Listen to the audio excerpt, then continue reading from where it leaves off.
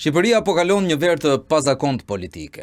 Në një anë kemi një pushtet që prej vitesh ka ndërtuar një sistem politik, administrativ dhe ekonomik të përqendruar fort rreth tij, e në tjetrën një shoqëri që duket se po fillon të reagojë përtej ndarjeve tradicionale partijake.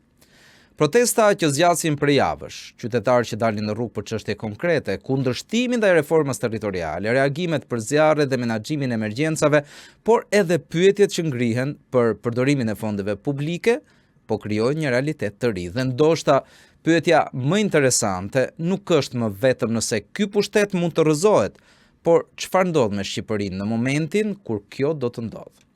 Sepse një individ mund të largohet nga pushteti, por një sistem nuk zhduket bashkë me të.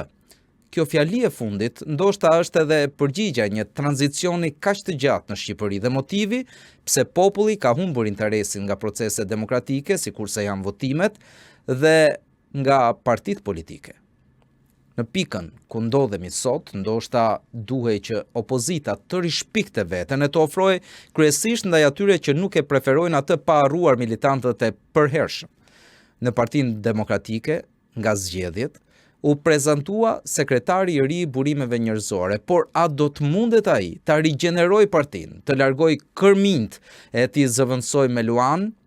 Andi Mustafaj, sekretari për burimet njerëzore në Partinë Demokratike, është me mua sonte. Faleminderit që je këtu, Andi. Faleminderit për ftesën. Po zgjohet qytetari në këto kohë, sepse dua ta vazhdoj në rrjedhën e asaj që e nisa, apo thjesht po rritet pa kënaqësia në vend? Atëherë ne jemi përballë një lëvizje shumë të madhe shoqërore dhe si çdo lëvizje madhe shoqërore e cila është në zhvillim e sipër, është e vështirë që të jepen vlerësime përfundimtare mbi atë që po ndodh. Ne mund t'japim hamendësime ose më saktë, duke u nisur nga analizat që ne bëjmë të lëvizjeve të tyre, të personave që e përbëjnë, të impaktit që ato kanë, këto lëvizje mund t'japin hamendësime. Ajo që ne mund të themi me siguri është që për demokracinë shqiptare, në momentin që ne flasim, kemi një përparim të dukshëm dhe të nevojshëm, jetësor do thoja, sepse qytetarët po dalin, po thojnë disa apolitik, disa politik, por e rëndësishme është që ata po fillojnë po lëvizin dhe në momente të ndryshme në qytete të ndryshme të vendit, qoftë për bashkitë, qoftë për zvarrnecin, qoftë për çështje të tjera që i bëjnë bashkë kundër kryeministit, ata po fillojnë të dalin. Dhe po dalin pra për diçka që ai kanë për zemër vet. Dhe ne kemi biseduar edhe bashkë në ndër vite në bisedën që kemi për demokracinë, që arritja e madhe e vendit tonë për te partive politike do të ishte dhe do të jetë dhe shpresoj se ka ardhur dita ku qytetarët të lëvizin për veten e tyre, për gjërat që ata i kanë të rëndësishme, për gjërat që shohin në të ardhmen e tyre që kanë vlerë të madhe, dhe unë mendoj që në këtë pikë e kemi cekur. A është ndoshta arritja e pakënaqësisë, a është zgjimi, a është pa nga të gjitha, kjo do shihet pak më vonë. Por do thoya që për mua si përfaqësues politik, sepse ndoshta kjo është edhe fusha më shumë e gazetarëve dhe e kërkuesve që do vinë më pas, por unë si përfaqësues politik mund të them që është lajm i mirë për demokracinë shqiptare dhe kjo mua më gëzon dhe shpresoj që të vazhdojë dhe të rritet në intensitet. Apo e gëzon Partinë Demokratike ky zgjim? Po Partinë Demokratike e gëzon ky zgjim sepse Partia Demokratike e mbështet te protestë dhe ne kemi munduar gjithmonë të mbështesim protestat që janë kundër Edi Ramës. Ne kemi thënë gjithmonë dhe ndoshta ka pasur një kakofoni për shkak të një mungese pedagogjike, këtë duhet ta njohim se kemi një problematik të pedagogjisë në shpjegimin e strategjisë sonë politike, por neve dhe unë po flas në rastin tim si demokrat dhe më pas do flas si përfaqësues politik, neve demokratët po tregojmë se sa të sinqert jemi në angazhimin që kemi pas kundër Edi Ramës. Sepse mjafton që dikush të dalë dhe të thotë unë jam kundër Edi Ramës, dua të protestoj, që unë personalisht edhe më pas bashkë demokratët e mi ta mbështesim. Pavarësisht çfarë mund thonë, çfarë mund mendojnë për mua, rëndësi ka për mua që neve jemi bashkë kundër diçkaje. Dhe hajde të bëhemi gjithë bashkë kundër asaj diçkaje. Dhe fatkeqësisht shoh që në krahun tjetër kjo sinqeritet nuk gjendet në çdo rast, sepse nëse Edi Rama është edhe kaq i keq, njerëzit do duhet bashkoheshin edhe në protesta të tjera që duhet bëjmë, që mund t'i organizojmë ne apo që mund t'i organizojë dikush tjetër.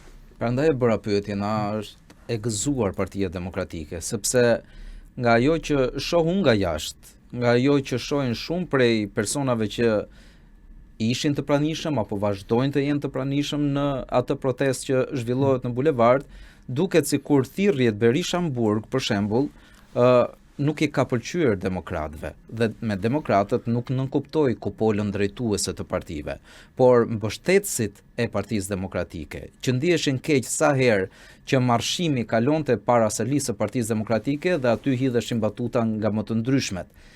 E them këtë dhe e mbështes tek faktet se sa herë që përballja protestuesve përpara parlamentit me forcat e rendit ishte egër, e ashpër, jo e përshtatshme me formën se si protesta po I vinte përpara rendit dhe sigurisë, aty nuk ishte demokrat.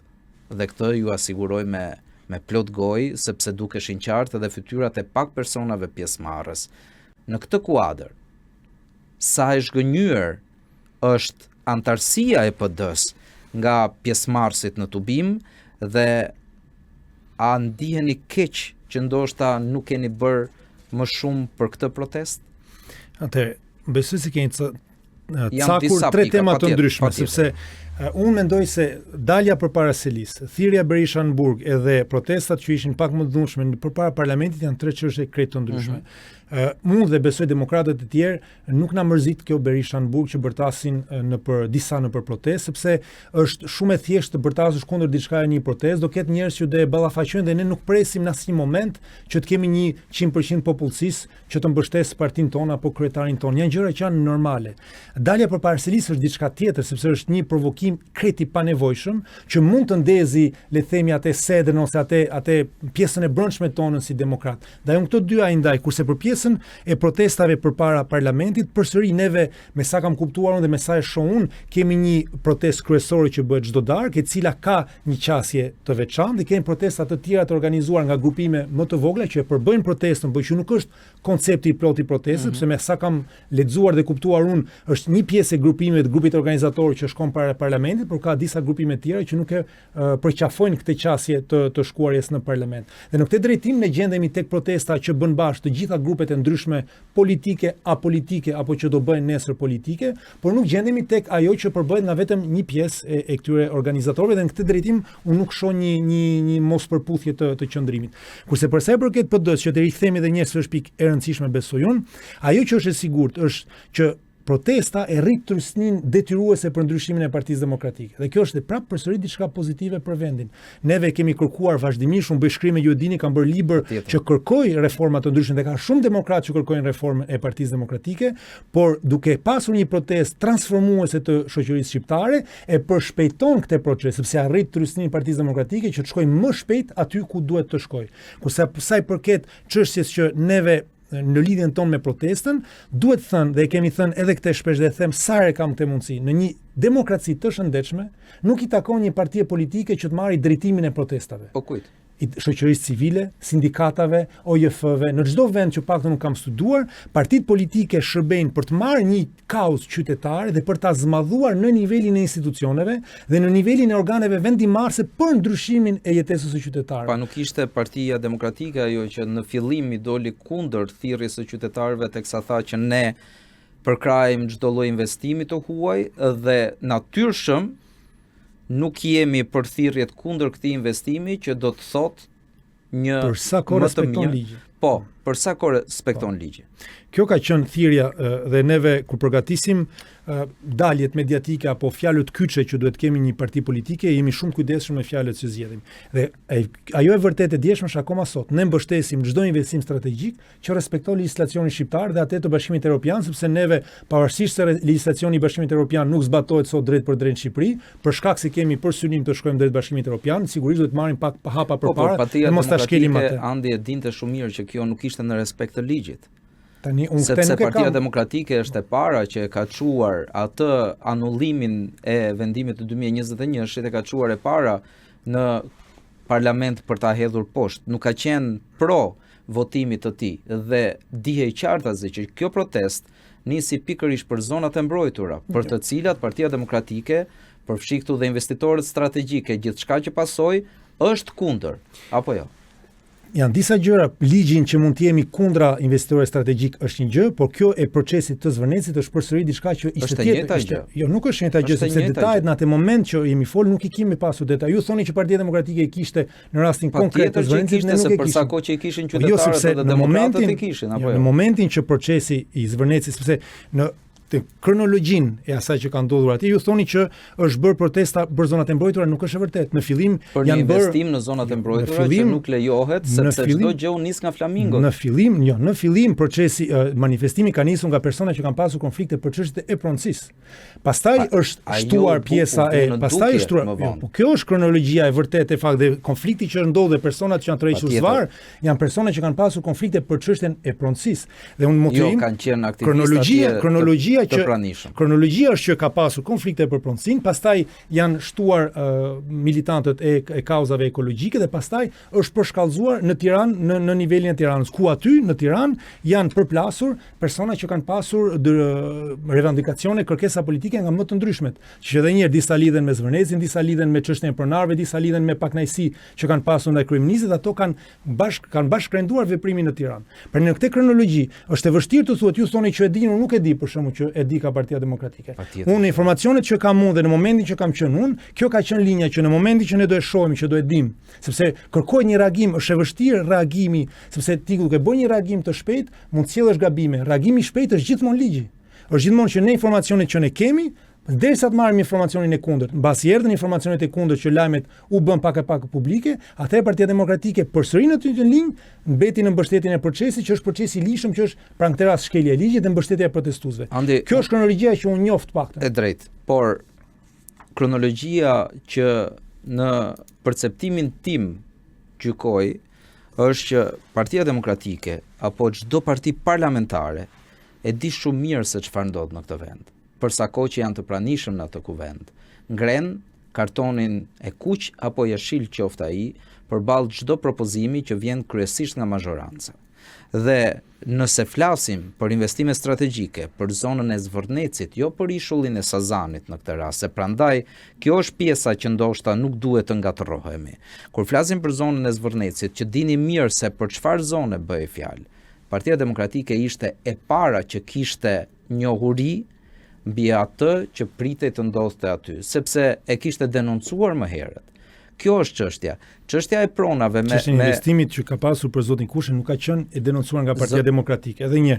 Neve po flasim për amendësime. Në këtë rast po bëjmë amendësime. Ju thoni që për shkak se është parti parlamentare e dinte, nuk e kanë këtë informacion, dhe asun personalisht nuk e kam të informacion. Po ju avëju vetagrin personalisht. Po, e kam fjalën që ne këtë informacion këtë nuk e kam. Ne për sa kohë mbetemi ke rangu i amendësimeve, mbetemi ke rangu i diçka që nuk e dim plotësisht. Do mësohet nëse kur ta dim eksaktësisht, më ftoni përsëri e bisedojmë përsëri. Ajo që ka rëndësi është që në momentin që ne flasim, pavarësisht tani nëse në historinë kemi një parti e zem, po le ta marrim të mirë qenë. Vetëm for the argument's sake, për argumentin midis nesh, që Partia Demokratike pas ka bërë gabim 2 ditë, 1 ditë e gjysmë në qëndrimin e saj politik. Në 75 ditët e tjera nuk është ky qëllimi kryesor, pra që këtë mbështetje që ka sjellë Partia Demokratike, unë këtë fokusojmë, sepse nëse ne vetëm mbetemi, po edhe një herë, po e marrim me qenë se është gabim, që unë se besoj, por vetëm për argumentimin ton. Edhe sigurt ta ketë bërë një gabim, do thotë që një gabim e kryqëzon dhe e përjashton. Jo, që s'është bërë një gabim, atëherë ka rregulluar. Pranoj që është një gabim aty që po nuk e kemi informacionin për këtë punë. Në momentin që ne flasim, ose ka mbështetur qasjen ligjore dhe kur e ka marrë vesh që nuk është ligjore, ka ardhur drejt mbështetjes së protestës, ose ka bërë një gabim dhe ka rregulluar gabimin. Në të dy rastet, pra, rolin e saj të mbështetjes dhe të zmadhimit të kazave e ka bërë. Dhe e bën ndërkohë që brenda asaj proteste ka një grupim që është në mënyrë të hapur hostil ndaj saj, në mënyrë të hapur në sulm ndaj saj.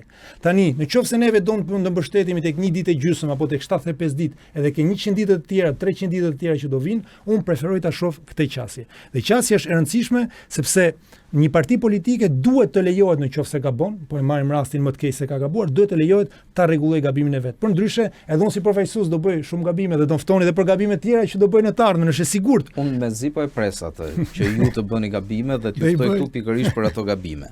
Por dua të jem tifoz deri në fund që ju nuk do hyni te ajo kategori dhe do ja them më vonë pse ndodhin këto gjëra. Por meqense e doni kështu, po e marr dhe unë të mirëqen që Partia Demokratike ndonse shihte aktivistët e mbrojtjes së natyrës që protestonin në Zvërnec prej ditësh, nuk kishte informacione pse ata po protestonin realisht, por mendoj që ishte një kauzë lokale. E nëse shihte atje Arlind Qorrin, Adriatik Lapajn, apo pse jo edhe mundësin e Agron Shehajt që ndodheshin në Zvërnec, nuk mendoj kur që për një moment të thelloj më tej dhe të kuptonte se pse po protestojnë këta përpara atij gardi që po ndërtohej dhe dukej si diçka e padrejtë në një zonë ku bëj qartazi një shkelje kur buldozerët shkuan të sheshonin ato dunat e rërës që janë zonat ku breshkat vinë lën vezët e tyre apo ku pelikani i famshëm Kaçurrel shkon edhe fushon në sezone të caktuara. E mbyll këtu. Dalemi pak tani te Partia Demokratike, sepse ju keni një funksion të ri, por keni pak ditë që jeni kthyer në Shqipëri, që prej njoftimit kur ju u votuat për të qenë sekretari i Partisë Demokratike për burimet njerëzore. Në Partinë Demokratike, nga sot, synimi juaj është të zbehni politikën e tifozllëkut apo të shtoni figurat që i shkojnë pas kultit të liderit? Dgjoj, një parti politike, ajo që është e rëndësishme është që gjithë secili të gjejë vendin e vet. Okay. Unë kam kërkuar të kandidoj, për shumë veta më kanë pyetur pse sekretariati i burimeve njerëzore dhe kam vendosur të kandidoj sekretariatin e burimeve njerëzore për shkak sepse shumë prej propozimeve që kanë bërë ndër vite për ndryshimet dhe për modernizim, për profesionalizimin më saktë të Partisë Demokratike gjendeshin me menaxhimin e burimeve njerëzore. Dhe si e tillë nuk do doja që shkrimet e mia të mbeteshin vetëm në aspektin propozues, por të më jepej mundësia ti realizoja vet. Ajo që unë kam parë në gjithë Shqipërinë dhe në gjithë këto vite që punoj në Partinë Demokratike është që burime njerëzore ka shumë. Ka shumë njerëz me profile nga më të ndryshme, me forcë nga më të ndryshme, me talente nga më të ndryshme, të cilët nuk e din do e mos as çfarë pritet prej tyre, as se ku është vendi më i mirë që ata t'japin rezultate pozitive. E them këtë pa gjykim në kuptimin që Partia Demokratike ndër vite i ka hyrë kauzës së denoncimeve, sepse ka plotësuar një boshllëk që ekzistonte në shoqërinë shqiptare. Siç e tham, OJF-t, shoqatat, sindikatat nuk e bëjnë punën e tyre. Ata që quhen trupat të ndërmjetën, pra që gjenden midis politikës, shtetit edhe shoqërisë. Këta trupat të ndërmjetën, duke mos e bërë rolin e tyre, e kanë tërhequr Partinë Demokratike drejt denoncimeve. Në një mënyrë e cila është bërë gati e pjesë e ADN-s. Dhe në qoftë se Partia Demokratike nuk e bën një denoncim ose nëse bën një denoncim me vonesë, ose nëse merr një vendim në rast një shkelje me vonesë, siç mund të jetë rasti i Zvërnec që përmendet, atëherë ajo është nën sulmin e madh të gjithë anëve të ndryshme, sepse pritshmëria e njerëzve është shumë e madhe në këtë drejtim. Dhe nga që pritshmëria e njerëzve është e madhe, Partia Demokratike ka shkuar në këtë drejtim dhe ka bërë në gjykimin tim në përgjithësi shumë mirë, sepse kemi denoncuar afera kriminale me banda, me edhe gjatë fushatës kriminala që më njëherë mas fushatës janë arrestuar, kemi denoncuar rastet e ministrave, zënës kryeministrave. Por duke e bërë këtë, është krijuar perceptimi sikur opozita është denoncimi. Sikur të jesh një opozitar i mirë, është të jesh personi që çdo gjë do të denoncosh. Dhe në momentin që harron të denoncosh diçka, ti kryqëzohesh për këtë gjë. Dhe unë këtë, nëse do të thoja që kam një synim, është ta rikthejmë diapazonin e larmishmërisë së angazhimit politik. Ka disa persona që nuk e shohin veten e tyre në denoncime, sepse nuk e kanë pjesë të karakterit, nuk e kanë pjesë të profilit, por ama shkruajnë ide shumë mira politike. Mund shkruajnë fjalime, mund të trajnojnë persona për të folur në publik. Ka persona që kanë lidhje shumë të forta empatike, që mund të jenë pranë njerëzve në terren, që ta rikrijojnë ndoshta këtë marrëdhënie pak të thyer të Partisë Demokratike me qytetarë në terren, në kuptimin që nëse ti percepton dikë vetëm si denoncues, nuk e shef si atë mbartës të shpresës për ta bërë shtetin më të mirë. Pra detyra ime dhe ëndra ime, nëse mund ta themi kështu, është që të gjejmë mënyrën që ta rikthejmë Partinë Demokratike në diapazonin e një partie politike tradicionale, ku të gjejmë vendin e njerëzve që funksionojnë në terren, të gjejmë vendin e burokratëve që funksionojnë në institucione të ndryshme, të gjejmë vendin e atyre që prodhojnë ide alternativë, shpresë dhe të mbajmë vendin e atyre që bëjnë denoncimet, por do i lirojmë edhe ata një peshë. Do i lirojmë një peshë ata sot nuk e kanë monopoli, nuk i bie gjithë pesha e opozitës mbi shpatullat e tyre.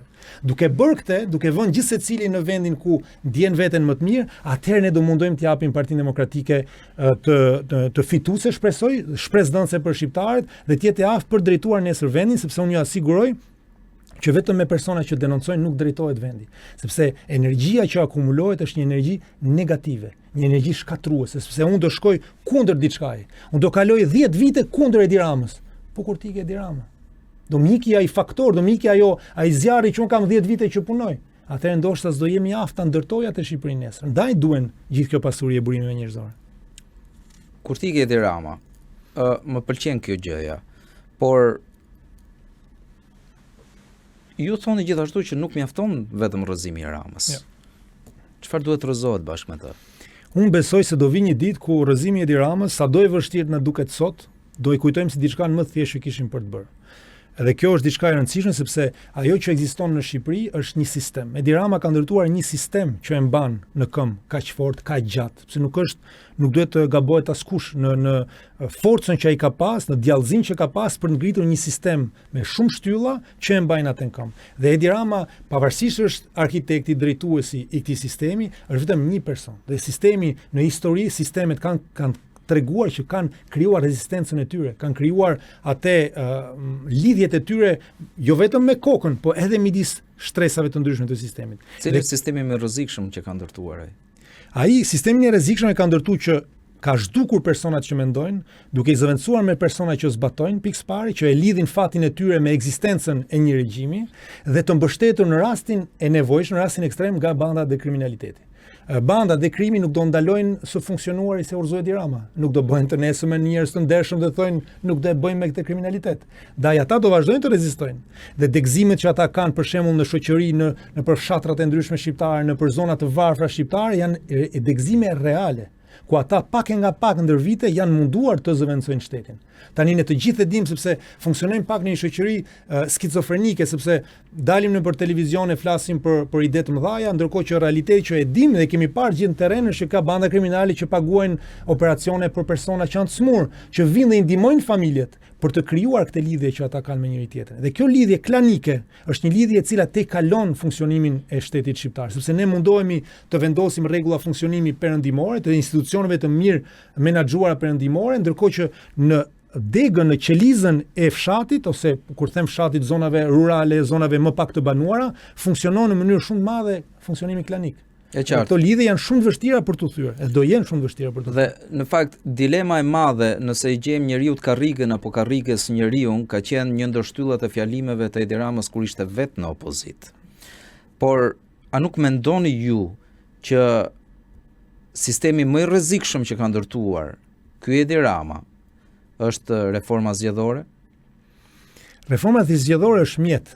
Si çdo gjë është një mjet, sepse po ajo nxjerr këta të paaftët që ju i thoni që Edi Rama i vendos pastaj në pikë. Sistemi zgjedhor është i krijuar sot, ai që kemi sot, është i krijuar në mënyrë të tillë që krijon një disbalancë të madhe midis opozitës dhe qeverisë, sepse qeveria duke qenë se personalitetet kryesore i kanë ngopur gjatë pushtetit, i nxjerr në listë të hapur në mënyrë që ata t'ia kthejnë pushtetit atë që pushteti ja ka dhënë.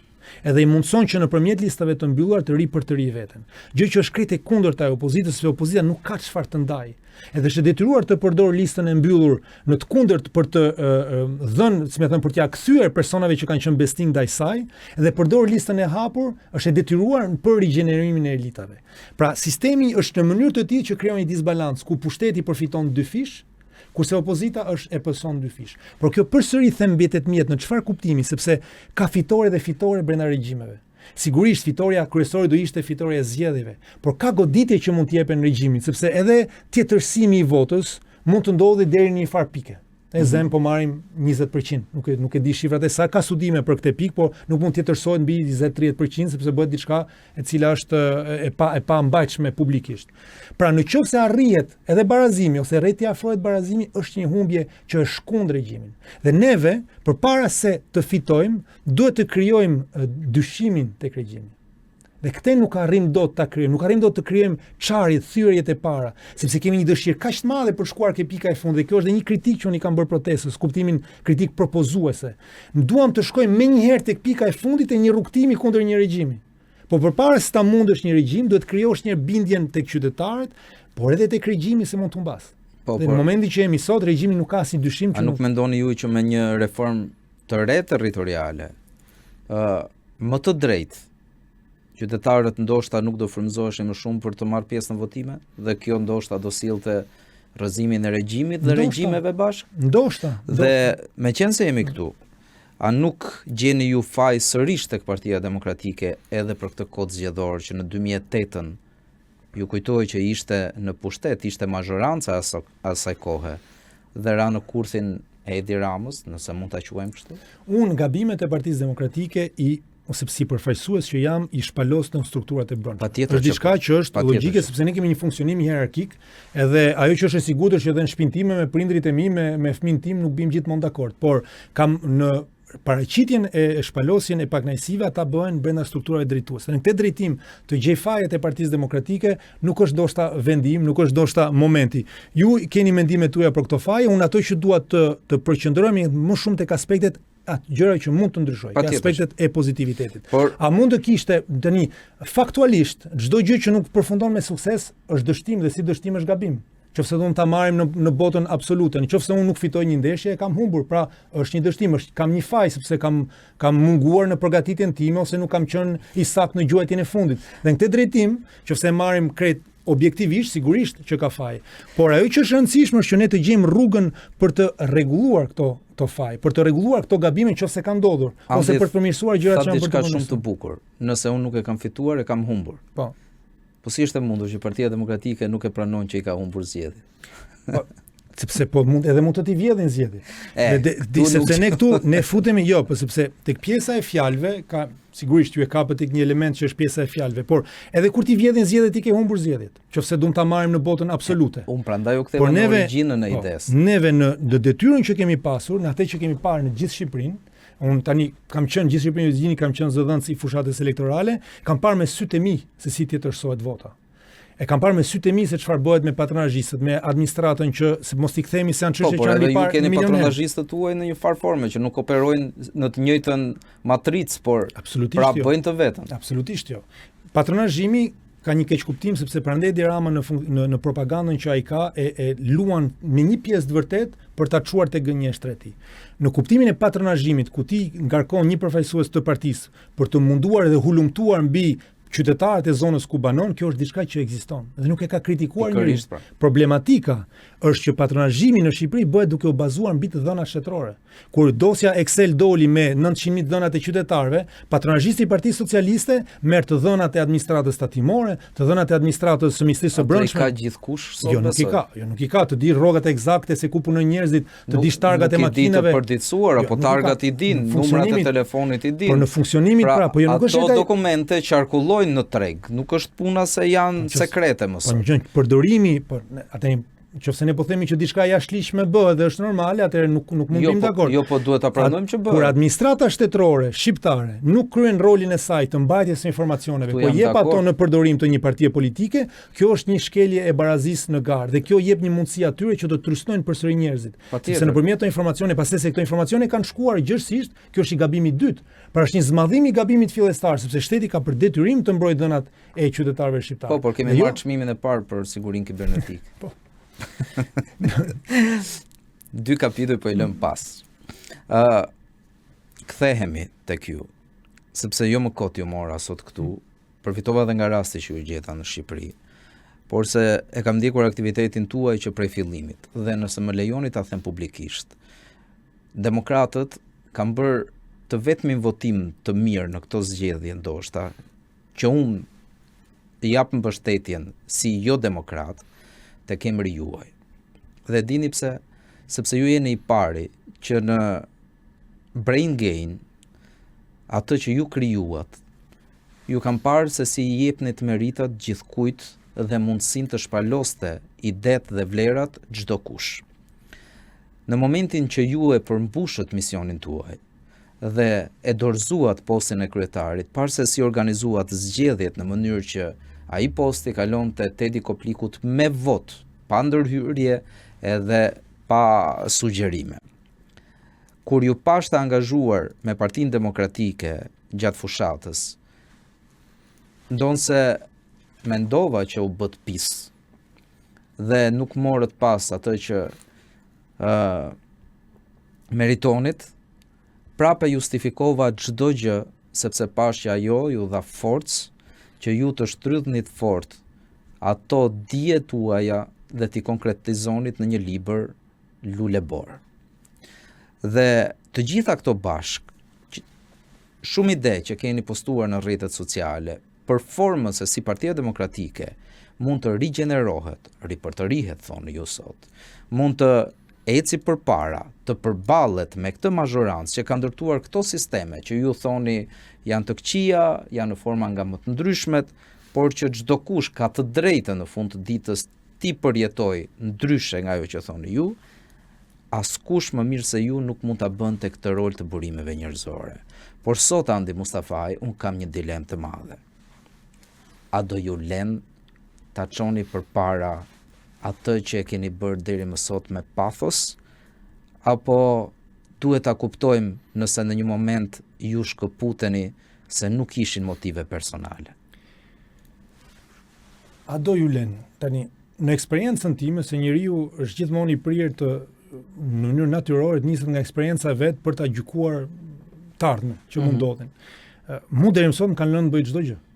Çdo projekt që kam propozuar e kam realizuar, është mbështetur, është pra në aspektin e veprimtarisë sime politike brenda strukturës së Partisë Demokratike, unë nuk e kam parë atë që propaganda apo atë që disa qytetarë apo disa gazetarë apo para kërcika e ja japin Partisë Demokratike, që është ngurtësia. Unë ngurtësinë e kam parë vetëm në qasjen individuale të njerëzve që e kanë krijuar këtë përshtypje dhe në mënyrë të vazhdueshme frenojnë veten. Kjo është eksperjenca ime.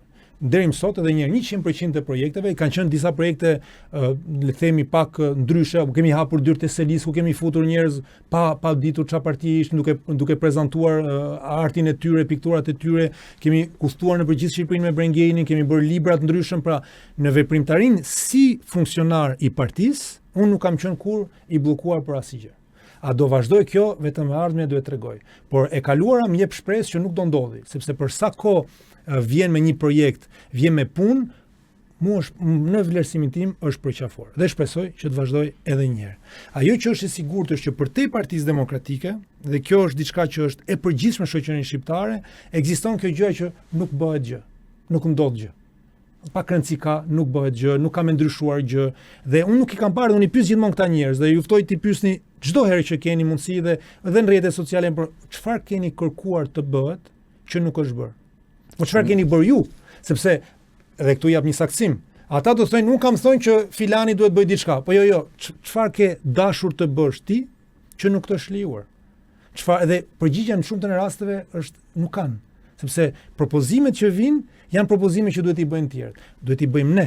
Çfarë keni kërkuar të bëni? Dhe unë dhe në rolin sekretarit të burimeve njerëzore, unë dua të jem pak faktor ngacmues. Kjo ka rreziqet e veta dhe ardhmja duhet t'rregoj se sa e suksesshme do jetë. Po dua të jem faktor ngacmues. Thonë shumë njerëz çfarë kanë bërë për Partinë Demokratike, çfarë kanë bërë për Partinë Demokratike. Okej. Ne do mundohemi të krijojmë dhe kemi duke idejuar një mënyrë për të repertoriuar, për të arkivuar gjithë veprimtarinë e anëtarëve të Partisë Demokratike nëpër Shqipëri. Që ta shohim çfarë është bërë vërtet dhe jo thjesht fjalë të përgjithshme. Nëse ka njerëz që kanë pakënaqësi, atëherë pakënaqësitë na i thonë dhe ne prapë do i arkivojmë. Në kuptimin që arkivojmë në një hartë digjitale, një tip mappingu, që çfarë është penguar të bëhet.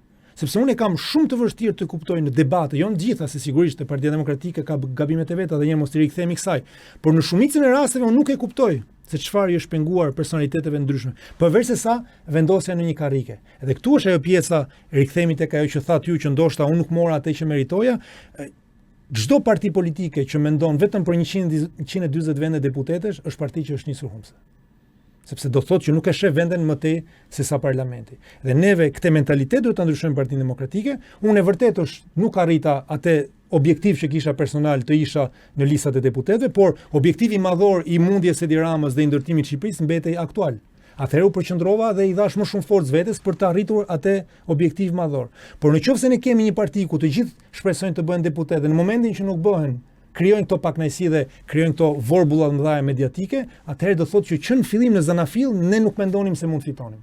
Në të vërtetë sot, dhe kjo është një realitet që gjithë qytetarët shqiptar duhet ta dinë, nëse një parti fiton zgjedhjet, aftësia për të ndryshuar vendin është shumë herë më e madhe si drejtori i përgjithshëm në një ministri, që janë poste deri diku politike, se sa në parlament një deputet që për shkak të sistemit shqiptar në 90% të rasteve duhet ngrej dorën për të votuar ligjet e shumicës në cilën bën pjesë. Dhe kjo është një fatkeqësi e madhe, sepse në vendet e ndryshme të botës deputetët i vënë emrat e tyre ligjeve, sepse janë çështje që i kanë për zemër, janë çështje që i hulumtojnë, që i çojnë deri në fund. Kurse tek ne, për shkak të sistemit, nëse dikush prezanton një projekt ligj, duket sikur është kundër qeverisë, edhe atëre krijojnë ato problemet e brendshme.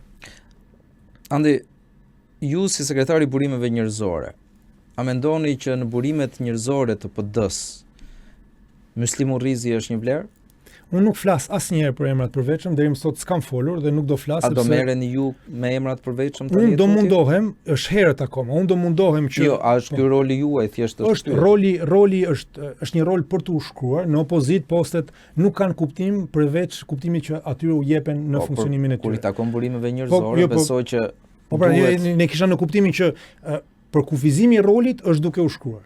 Unë dëshiroj që ne të kemi një mapping të gjithë burimeve njerëzore në pozicionet njerë drejtuese që janë ose drejtuese të mesme, sepse është detyrë herkuleane të nisesh në të marrësh gjithë burimet e gjithë antarësisë është shumë e vështirë. Dhe unë duhet përqendrohemi një herë tek mappingu i profileve drejtuese që kanë poste të ndryshme drejtuese, të bëhen njohja e mirë e tyre, përshkrimi i mirë e tyre, diskutime me ta se ku mund të jenë ata në vendin ku mund të japin më të mirën e tyre dhe pak e nga pak të mendojmë se si të funksionojmë në këtë drejtim.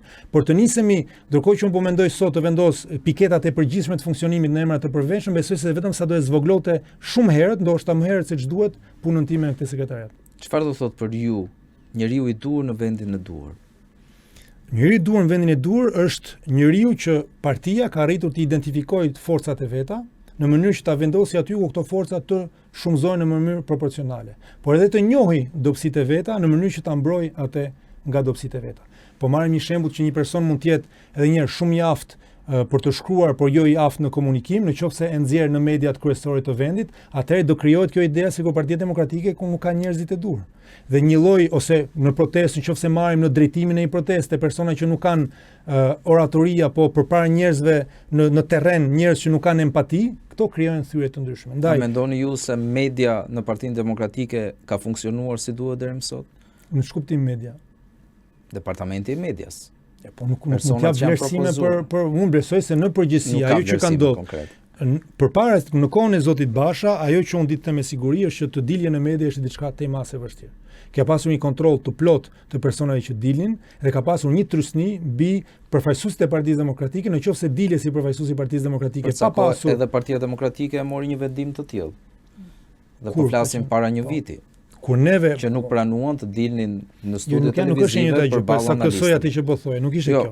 Në qoftë se unë isha antar i Këshillit Kombëtar dhe nuk mund dilja si përfaqësues i Partisë Demokratike nga media pa marrë miratimin e dikujt në qendër. Dhe në këtë drejtim qendra çonte nëpër media vetëm personat që dëshironte.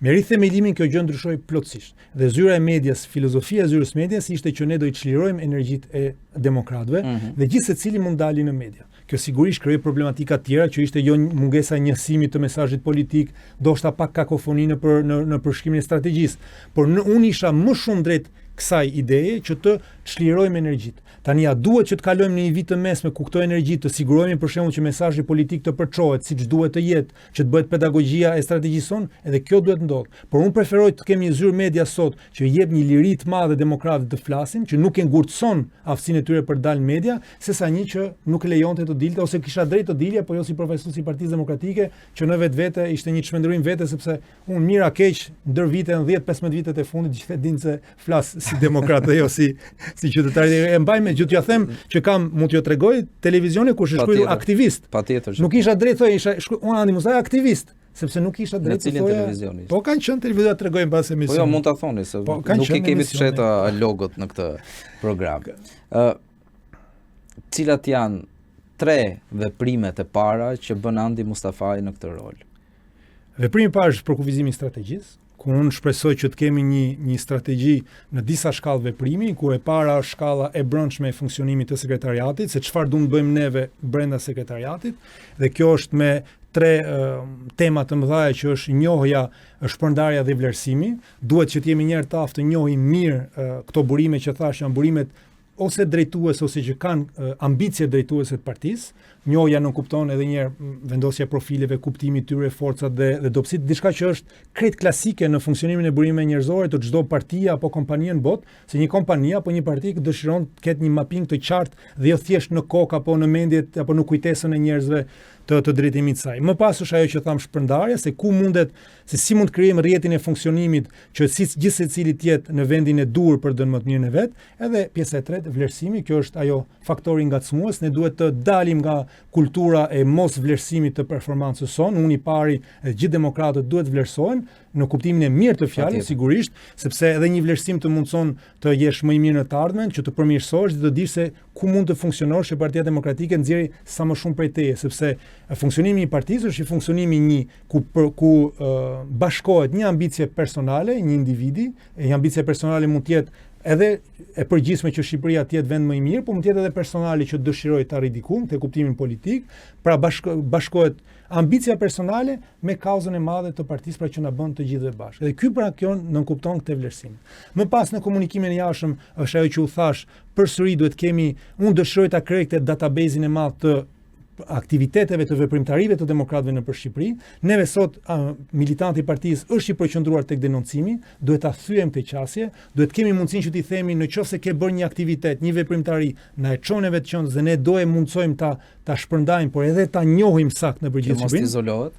Që mos të izolohet dhe që iniciativa e demokratëve në deg apo në qendër të zmadhohet në këtë drejtim, dhe kjo është pjesa e çfarë ke bërë ti për Partinë Demokratike, çfarë pret Partia Demokratike çfarë ke bërë ti për Partinë Demokratike dje sot e çfarë do bësh nesër. Pastaj është ai funksionimi ndoshta që të dalim nga qasja, dhe kjo është diçka më pak e elaboruar në momentin që ne flasim, e cila është funksionimi i ndryshëm i sekretariateve me njëri tjetrin. Sekretariatet ndryshe nga departamentet apo nga këshilli kombëtar janë individ. Atëherë si do mundsojmë që individët të bashkëpunojnë në arritjen e qëllimit, sepse ose duhet ndërtoj gjithsecili ekipin e vet, ose duhet që sekretariati i burimeve njerëzore të gjejë burimet që ata të arrijnë sukses në veprimtarinë e tyre. Kështu këto janë pak a shumë në momentin që flasim këto tre drejtimet kryesore. Pyetja e fundit. A do sugjeroni ju të afrohen në parti emra të rinj nga jashtë? Partia duhet ndallojmë partinë me opozitën. Unë jam që një parti politike të gjenden vetëm ata që punojnë për partinë politike. Në këtë drejtim është rëndësishme, dhe unë sot flas si funksionar dhe njëri i partisë, unë nuk dua të afroj njerëz që të jenë aty për të qenë aty. Opozita si koncept i gjerë ka mjaftuar shumë mekanizma për të mbledhur sekretari i opozitës, jeni i Partisë Demokratike. Pra unë dua që të thithim. Unë prandaj pyetjen e kisha konkret. Atëherë unë dua që personat që ne thithim Partinë Demokratike të thithim për të punuar konkretisht. Dhe jo thjesht siç është ajo idea, sepse janë zmadhime artificiale erion. Na duket sikur kemi marr shumë njerëz, por në kohë nuk i kemi marr, sepse nuk janë të Partisë Demokratike. Ishte vetëm gjysma e pyetjes. Pyetja ime është e përbërë. Dhe pjesa e dytë është, a keni gjetur ju në këto 2 muaj protest element, emra, personazhe, profesionistë që do donit t'i kishit pjesë të Partisë Demokratike? Unë personalisht nuk jam përqendruar te kjo pjesë në këto 2 muaj të fundit, ndoshta do duhej, ndoshta do e bëj në ditët të ardhshme. Unë jam përqendruar për momentin tek nxjerrja e një liste të 100 personaliteteve të opozitës që janë më të ndjekur në rrjetet sociale, sepse kjo është pak më e thjeshtë për të arritur në kuptimin që keni filluar dhe ju të fokusoheni në rrjetet sociale. Jo, sepse rrjetet sociale kur nuk janë antar i Partisë Demokratike është ajo që quhen liderat e opinionit. Ne në Partinë Demokratike, dhe këtë kam bërë edhe një pjesë të librit tim, liderat e opinionit nuk janë mjaftueshëm të lidhur me Partinë Demokratike. Një lider e opinionit nuk do thotë që të jetë antar i Partisë Demokratike. Është influencer. Është influencer, jo do e mos influencer. Ata kanë më shumë ndjekës. Po influencerin e shoh. Po jo, se atëherë ndoshta kemi nuk themi një të gjë me termin lider opinioni, se për shembull për mua një lider opinioni mund të jetë edhe një mjek. Një mjek që është i respektuar, dëgjohet nga njerëzit. Lider opinioni mund të jetë edhe një berber që e dëgjojnë shumë ke lagja e vet, sepse është person i zgjuar dhe e dëgjojnë njerëzit. Pra, lideri i opinionit është një person që formoson opinionin e njerëzve përreth tij. Unë kam filluar në rrjetet sociale sepse është diçka më e thjeshtë për tu arritur, por ajo që do ishte ideale është ajo të zgjerohet, sepse jo çdo person që don të bëj politik që është në politikë, është në parti politike. Por një person që në zonën ku qëndron, një mësues shumë i respektuar, formëson mendimin e njerëzve që dëgjojnë, sepse për shkak të respektit që ne kemi për ata, sigurisht që influencohemi dhe në këtë kuptim e kam un lider opinion. Kurse influencer ndoshta është vetëm jo, meqenëse fokusohet tek rrjetet sociale, automatikisht unë bëra matematikën se kush janë më të ndjekur. Është po mund të jenë më të ndjekur, por jo më të dëgjuarit. Sepse unë për shembull po jo, se unë për shembull pëlqen shumë basketbolli, ndjek basketbollistët, por nuk se ata më japin një mendim politik, unë nuk do e ndjek. Pra, influenca e tyre qëndron tek basketbolli, nuk qëndron tek aftësia që ata kanë për të formuar mendimin tim politik. Edhe në këtë mënyrë, ajo që unë quaj pra lider opinioni, janë persona që për shkak të analizave të tyre, mendimeve të tyre dhe profilit që ata kanë, ndikojnë në mendimin e njerëzve. Dhe ne duhet ta kemi të qartë, dhe këtu siç duhet ta kemi qartë atë pjesën e njohjes së burimeve tona, duhet kemi edhe njohjen e atyre që nuk janë në partinë tonë, por që formosojnë mendimin publik dhe duhen gjetur në këtë rast ura bashkëpunimi, sepse nuk bëhet çdo gjë duke thirrur brenda partisë. Mund të ketë ura bashkëpunimi për realizimin e qëllimeve të përbashkëta. Ju uroj rrugë të lehtë Andi Mustafa. Nuk do jetë lehtë. Dhe shumë palë këpuc në dispozicion, sepse padyshim që duhet të ecni në këmbë për ta njohur Shqipërinë dhe shqiptarët ashtu sikurse e keni bërë deri më sot. Faleminderit që jeni. Shumë faleminderit për ftesën. E mbyllim këtu me kaq shumë jo dhe ndoshta. Shihemi nesër një tjetër emisioni pik me të tjerë të ftuar. Natën e mirë.